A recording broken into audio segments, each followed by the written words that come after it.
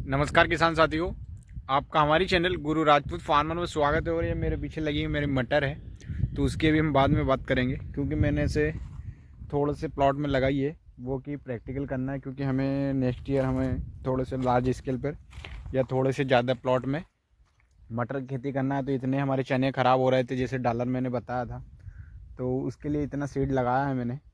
और इसकी भी जानकारी बाद में अगली वीडियो में दूंगा, लेकिन मुझे अभी बात करनी है आपसे कि अगर हम बात करें हमारे डॉलर की, तो जैसे हमारे डॉलर की अगर हम बात करें तो इस प्रकार से है। जो डॉलर चना है हमारा, जो कि मैंने आपको बताया था पहले भी कि हमारा डॉलर की जो फसल है वो ख़राब हो रही है।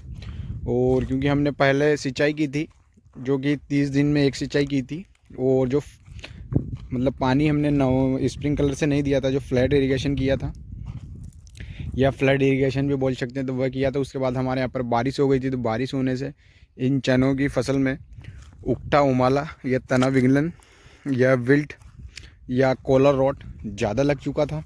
तो इसके चक्कर में हमारे पूरे प्लॉट में बहुत ज़्यादा हमें नुकसान हुआ, जो कि हमने 3 एकड़ खेत में डॉलर लगाए थे, जो कि बड़े वाला साइज का होता है। और यहाँ पर तो देखेंगे तो अब बहुत ज़्यादा खेत या ज़्यादा स्पेस हो गया, खाली है। और इधर कुछ हद तक थोड़ा सा कवर है, उधर भी थोड़ा सा कवर है, लेकिन एक लाइन जो है लगभग 1 एकड़ वाले प्लॉट में कुछ ज़्यादा ही ख़राब है। तो अगर हम बात करें तो कुछ हद तक रूखा है। जैसे इस प्रकार से बहुत सारे जो प्लांट थे हमारे ख़राब हो गए हैं, और जैसे ये कुछ रूखा है, तो इसमें भी ग्रोथ बिल्कुल नहीं हुई है। ग्रोथ की बात करेंगे तो बिल्कुल कम ग्रोथ है इस प्रकार से। और जो प्लांट स्वस्थ है उसमें भी अभी पॉड नहीं बनी है, क्योंकि हमारे यहाँ पर अभी 2 दिन पहले और मौसम ख़राब हो गया था, तो उससे कुछ फ्लावर डैमेज हुए होंगे।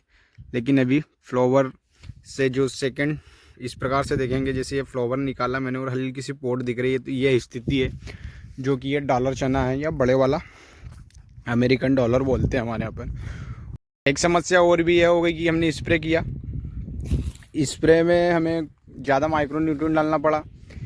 और फंगीसाइड में जैसे हमने या फफूंदनाशक के रूप में हमने जैसे कि टेबुकोनाजोल डाला था, जो कि 25.9 वाला होता है, उसको डाला था।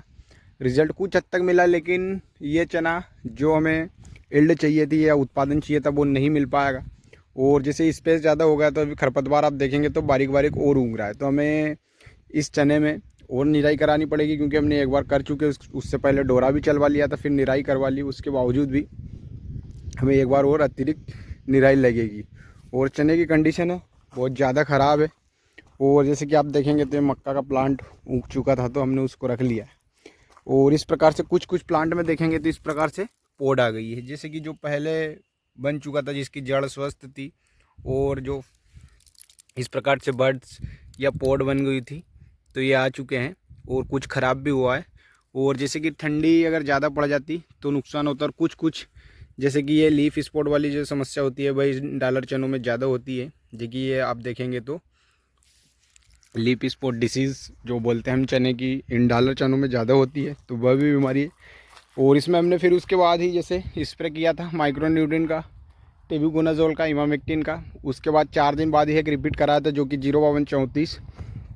और साथ में ही जैसे मैंने आपको बताया कि हम WDG वाला 80% वाला सल्फ़र डाल रहे हैं, तो दोनों को हमने मिक्स किया था।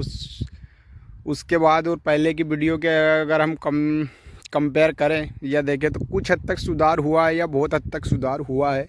लेकिन ये चना जो हमें उत्पादन मिलना था वह नहीं मिल पाएगा, क्योंकि इनमें हमें बहुत ज़्यादा लॉस होगा। ये जैसे 3 एकड़ का प्लॉट है, तो हमें लगभग हमारी जो कॉस्ट लगेगी, और इन चनों का उत्पादन अगर हमारे जैसे इस प्रकार से लगे हुए हैं, जैसे कि आप देखेंगे कि ये जो हमारे डॉलर लगे हैं, और इनकी कॉस्टिंग की अगर बात करें हम, तो लास्ट टाइम तक अगर हम जैसे अभी लग चुकी है कुछ, और कुछ लगेगी, क्योंकि अभी स्प्रे लगेगा एक हमें, और ज़्यादा है तो 2 भी लग सकते हैं।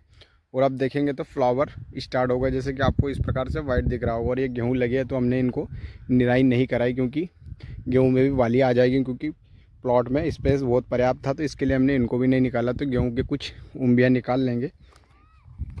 तो इस प्रकार से इन चनों में अगर जैसे हमारी कॉस्टिंग की बात करें, तो लास्ट टाइम तक जो सोइंग मतलब खेत हम बखरते हैं और जहाँ तक कटाई जाती है, और बीज वगैरह सारा स्प्रे वगैरह कटाई अगर लेबर से करवा रहे हैं हम, और उसके बाद थ्रेशरिंग करवा रहे हैं या हार्वेस्टिंग, तो लगभग हमें 25,000 रुपये एकड़ का खर्चा आ रहा है। अगर जैसे हमने 25,000 रुपये एकड़ का खर्चा किया इन चनों में, लास्ट टाइम तक होना ही है। हार्वेस्टर से कटाएंगे तो 1500-2000 रुपये का फ़र्क पड़ेगा, मतलब 23,000 रुपये की लाग लगेगी हार्वेस्टर या कंबाइन से कटाते हैं तो। अगर लेबर से कटवाया हमने और फिर थ्रेसर में इनको निकालेंगे तो हमें लगभग 25-26 हज़ार रुपये एकड़ का खर्चा जा रहा है। तो अगर हार्वेस्टर से कटवाते 2-3 हज़ार रुपये एकड़ का खर्चा कम रहेगा। और अगर इन चनों की बात करें जैसे, तो अगर ये 2.5-3 कुंटल प्रति एकड़ निकल रहे हैं तो और 10,000 का भाव मिल रहा है तो लगभग हमारे 30,000 प्रति एकड़ के चने होंगे और 25,000 के समथिंग हमारी लाग है, 2-4 हज़ार रुपये बच जाते हैं। कंडीशन यह है कि हमारा कुंटल प्रति 3 के हिसाब से चना निकलेगा और 10,000 का रेट मिलेगा मंडी में जाकर के। तब अगर इन चनों में 2 कुंटल प्रति एकड़ का उत्पादन दिया तो हमें लगभग 5,000 रुपये प्रति एकड़ के हिसाब से लॉस रहेगा। जो भी रहेगा आगे मैं समय के हिसाब से बताऊंगा। जिस दिन हम कटाएंगे आगे स्प्रे भी और भी जो भी करेंगे किस चीज़ का कर रहा है वह भी बताऊंगा और कितना निकल रहा लास्ट टाइम तक वीडियो के माध्यम से आपको बताऊंगा। तो यह है जो चना कुछ हद तक कवर हुआ, कुछ हद तक नहीं। जो भी उत्पादन रहेगा मैं आपको वीडियो के माध्यम से लाइव बताऊँगा।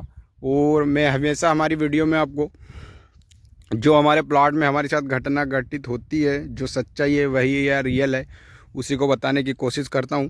और आप सभी किसान भाइयों को अगर वीडियो पसंद आई हो तो वीडियो को लाइक करें, चैनल को सब्सक्राइब करें। जय जवान जय किसान। वीडियो देखने के लिए धन्यवाद।